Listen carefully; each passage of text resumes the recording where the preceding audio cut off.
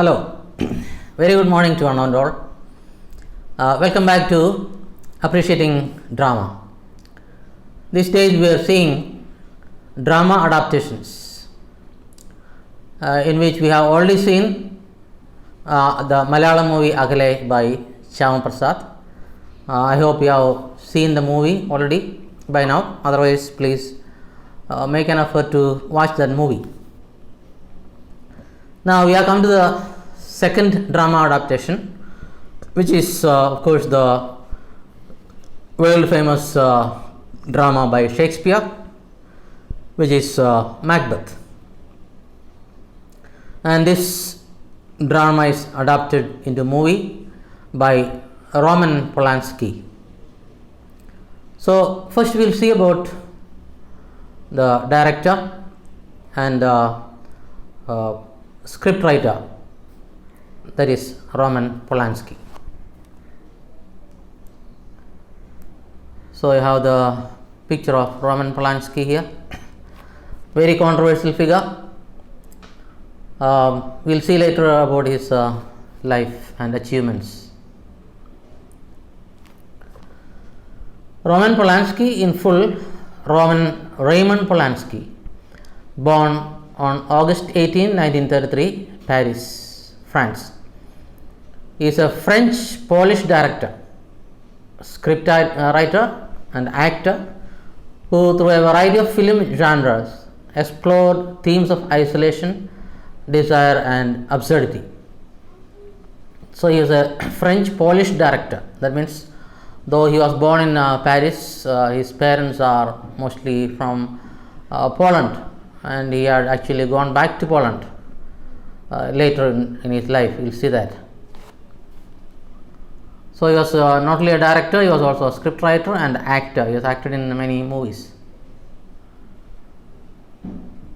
Shortly after the young Polanski's family settled in Krakow, Poland, his parents were interned in a Nazi concentration camp. So maybe he must have been a Jew. So along with his, maybe his parents were imprisoned by the Nazi military. I think you know what is a concentration camp and all that, gas chambers related to Holocaust, where his mother died. Yes, unfortunately his mother died in the concentration camp. Polanski escaped internment and survived war years by finding occasional refuge with Catholic families and often fending for himself. So he had a miraculous escape from that concentration camp, and he took refuge in some Catholic families and all that. At age 14 he appeared on stage, later acting in films directed by Andrzej Wajda, the leading figure in the Polish film revival of the 1950s. So as early as 14 he started appearing on stage, acting under the famous director, Polish director Andrzej Wajda. Polanski studied directing at the State School of Cinema in Lodz. Lodz is a city in Poland. He studied there in the State School of Cinema.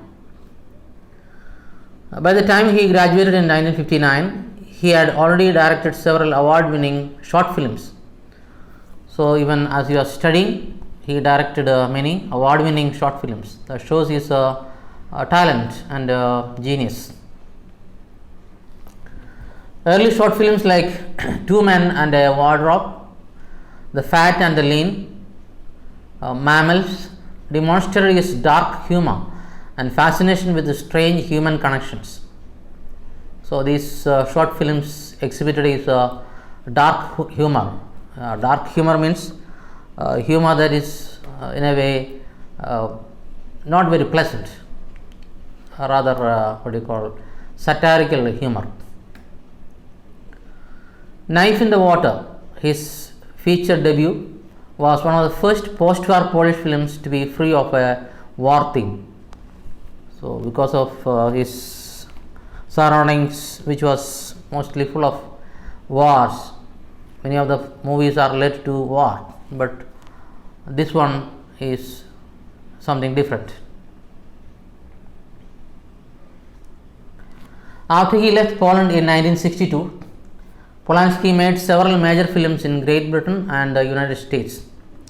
Repulsion in 1965 traces the psychotic breakdown of a young woman whose fear and loathing of sex drive her to commit several murders. So, Repulsion is a kind of crime movie about a young woman who is kind of nymphomaniac.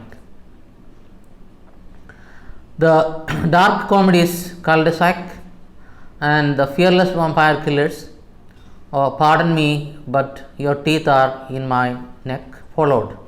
So, these are some other movies that he created. Mostly they are comedies. In 1968, Polanski directed his first American film, Rosemary's Baby. That was in 1968. A psychological thriller about a young New York City woman who unwittingly bears a child by the devil. So again, it's a kind of fantasy movie. The film was a huge success and became a kind of classic. The following year, Polanski's second wife, Hollywood actress Sharon Tate, who was pregnant at the time, was brutally murdered along with 4 others by followers of Charles Manson at the couple's rented home in Los Angeles. So, this is a very sensational murder. Kind of many people were killed in that, brutally murdered by a kind of gang led by Charles Manson, who he told that he was the kind of incarnation of Jesus Christ and all that. So, the violence of her death influenced his next film, Macbeth, a gory yet artistically effective adaptation of the play by William Shakespeare. So, this movie is taking place immediately after his wife's brutal murder. So, this incident has definitely influenced his movie, Macbeth. Actually, when you watch the movie, you will find the violence and all that, it is rather shocking. Gory means kind of bloody, very violent. Chinatown in 1974 reinvigorated the moribund film noir genre. Moribund means dying, almost coming to an end. Film noir is a kind of films marked by pessimism, fatalism and menace. So, that kind of movies are called film noir. It's a French term, noir means. Some of the examples of this genre are Blade Runner, Touch of Evil, The Third Man, and of course this Chinatown. These films were notable for their careful build-up of mood and suspense, the subtle handling of human psychology, and their fascination with evil in its various forms. So, these kind of movies are mostly related to violence, evil, crime and all that. In 1977, Polanski was arrested and eventually pleaded guilty to a charge of unlawful intercourse with a 13-year-old. So, as I told you in the beginning, he was a very controversial personality, celebrity. He had been accused of many rapes, not just one girl, there were many. Somehow he escapes from all those allegations. He subsequently jumped bail and fled to France, where he remained active in both theatre and motion pictures. So, he got bail and he escaped to France, where he remained. His subsequent films included Tess, based on Thomas Hardy's novel Tess of the D'Urberville, Frantic in 1988, a suspense film, Bitter Moon 1992, an erotic comedy, and Death and the Maiden 1994, a psychological drama adapted from the play by the Chilean author Ariel Dorfman. So these are some other movies made by him. In 1989, Polanski married the French actress Emmanuelle Signa, who starred in his films Frantic, Bitter Moon, The Ninth Gate, La Venus a la Fureur, that is Venus in Fur, and then we have Das Press Own History, Rai. All these are kind of Polish names, I think, based on a true story. So these were the films in which his second wife, that is French actress, acted. The Pianist, 2002, which tells the true story of Władysław Szpilman, survival of the Nazi occupation of Poland during World War II, shared much in common with Polanski's own childhood experience and earned the Palme d'Or at the Cannes International Film Festival and a Best Director Academy Award for Polanski. So another hit made by Polanski was The Pianist, which again tells the story of Nazi occupation of Poland and this person Władysław Szpilman's escape and survival, which resembled his own childhood experience. It was followed by Oliver Twist, an adaptation of Charles Dickens' classic novel, and The Ghost Writer in 2010, a thriller involving a former politician and author who is writing his memoir. For the latter movie, Polanski won his third French César Award for Best Director. So for The Ghost, he got the French award, César Award, for the Best Director. He then directed Carnage in 2011, a biting comedy in which two sets of parents argue about how to raise their children. Polanski directed and occasionally acted in theatrical productions in addition to his film career. So along with direction, he also acted in some movies. In 1984, his autobiography Roman was published. For more than 30 years, US authorities sought Polanski's extradition on the 1977 rape charges. In September 2009, he was arrested in Zurich, Switzerland. So throughout his life, the cases regarding rape and all that followed him, rape charges, and he was arrested in Switzerland, Zurich. Polanski was later placed under house arrest as Swiss courts reviewed the extradition request from US, and in July 2010, Swiss authorities rejected the request and Polanski was subsequently freed from house arrest. So somehow he escaped arrest by the US, and that is the biography of Polanski in short. Now we are going to see about William Shakespeare's Macbeth, which I think most of you are familiar with, or else we can just refresh our memories, because we should know the characters and their roles. The summary of Macbeth. Macbeth is a tragedy in 5 acts by William Shakespeare, written sometime in 1606 to 1607, and published in the first folio of 1623 from a playbook or a transcript of one.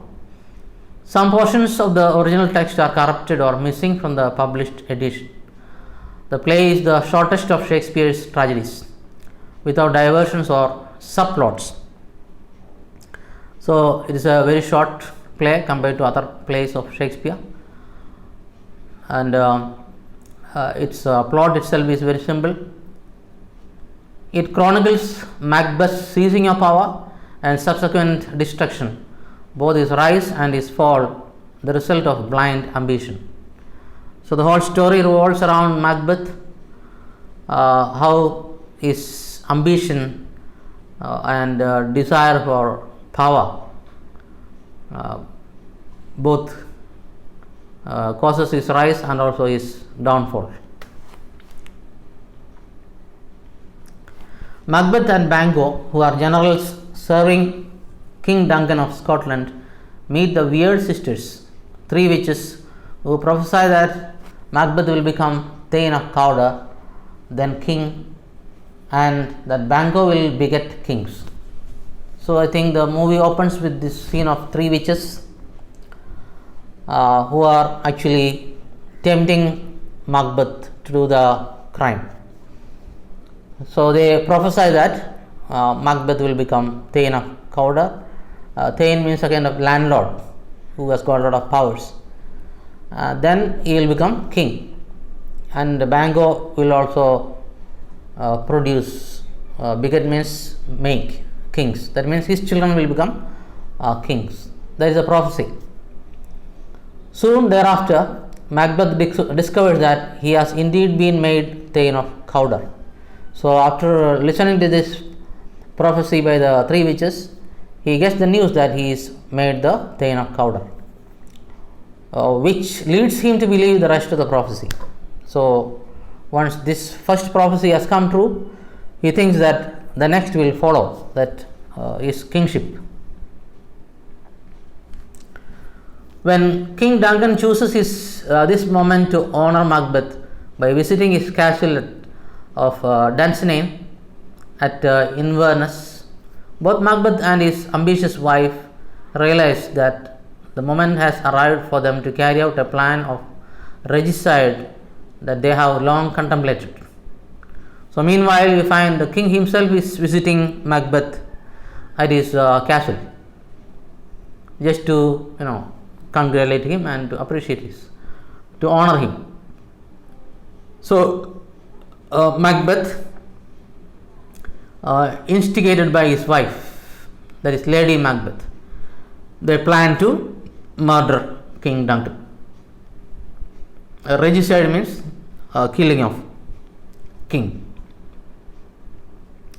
Spurred by his wife, Macbeth kills Duncan, and the murder is discovered when Macduff, the Thane of Fife, arrives to call on the king.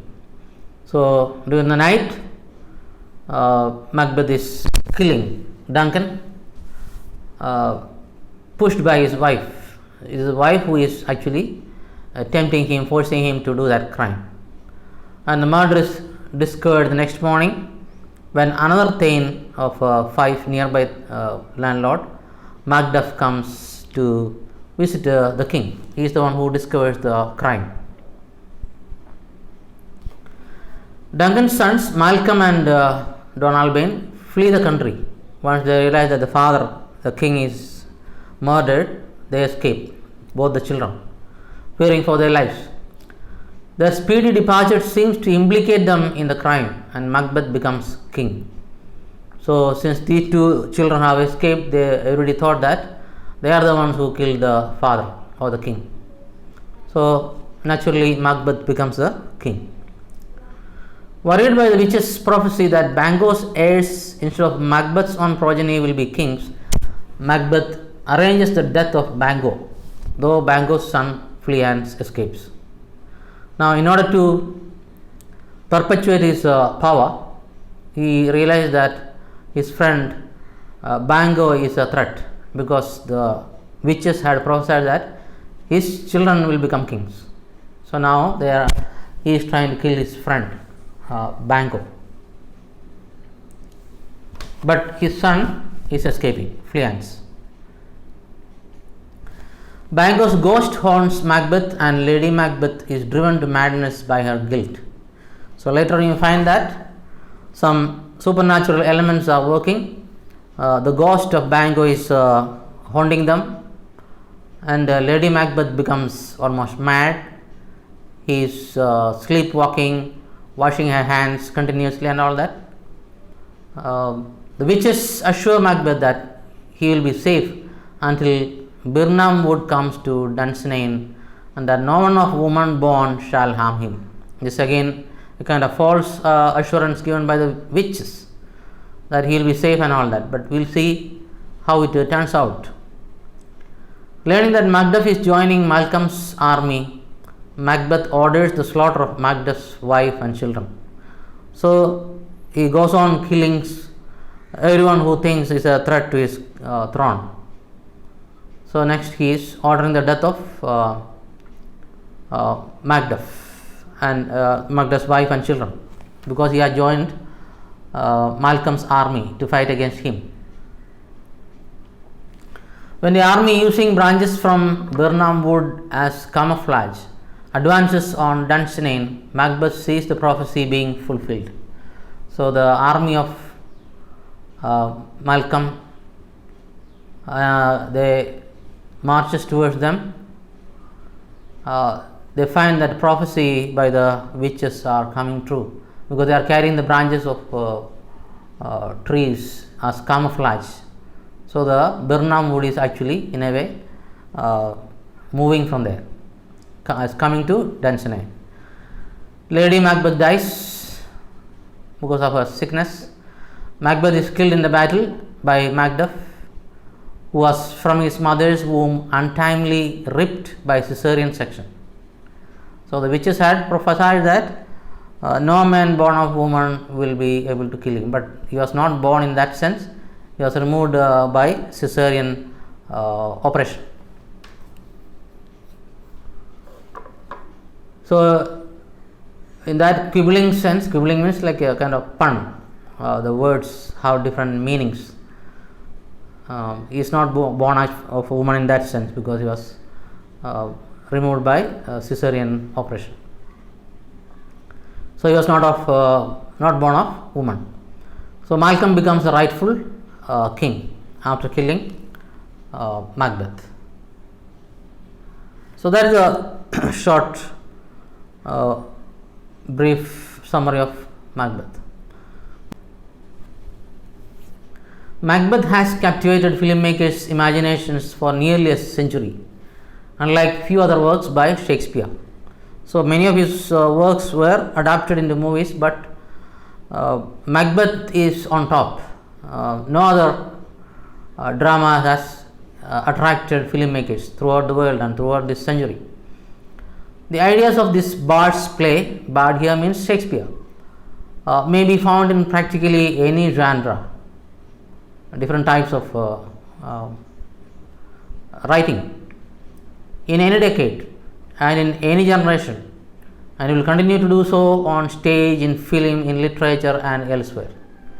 So it was such a famous story of ambition which leads to violence, which takes place all over the world. You find that. Look at any world wars. The reason behind will be definitely ambition, the desire for or greed for power. That is what is happening even today. You look at the political models.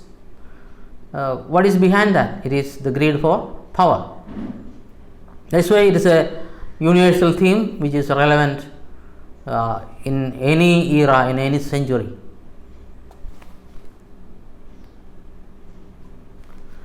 Macbeth is one of Shakespeare's most often performed plays, and it has enthralled theatre and film directors alike. So it has caught the imagination of many directors, and many plays were performed or enacted, and the audience have definitely enjoyed that. Many filmmakers have attempted to adapt Macbeth from 1908, when the first film adaptation was made, until today. So more than 100 years people have been making different languages movies based on Macbeth. Some are more faithful to the text than others. For example, Kurosawa, a Japanese director, for example, omits all of the dialogue for obvious reasons. So maybe he must have had problem with the language, so he omits all original dialogues of Macbeth or Shakespeare's dialogues. But all make adaptive choices that bend the work's tonal and thematic nature in fascinating and illuminating ways. So when they adapt to a movie, they need to have some changes, definitely, but the core of that story will remain the same.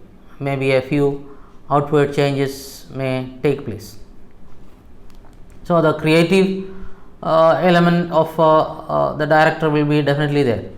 He has the freedom to do kind of changes there. Now you see some of the adaptations of Macbeth. Orson Welles' Macbeth in 1948, then Akira Kurosawa's, that is a Japanese director, his title was Throne of Blood in 1957, then William Reilly's Men of Respect 1991, Jeremy Freestone's Macbeth 1997, Ken Hughes' Joe Macbeth 1955, and Vishal Bhardwaj's Maqbool in 2004, another Hindi version. So these are some of the adaptations done mostly by film directors, and mostly they are famous ones. All are not included here, of course. And we have some pics of these adaptations. First we have Orson Welles' Macbeth. Next we have Akira Kurosawa's Throne of Blood. Then we have our own Roman Polanski's 1971, which is titled The Tragedy of Macbeth. Then you have Men of Respect, then Jeremy Freestone's Macbeth, then Joe Macbeth, and then our Hindi version Maqbool. So with that we come to the end of this class. We have got one more class on this where we will see in detail about Polanski's Macbeth. Until then, it is goodbye. Thank you.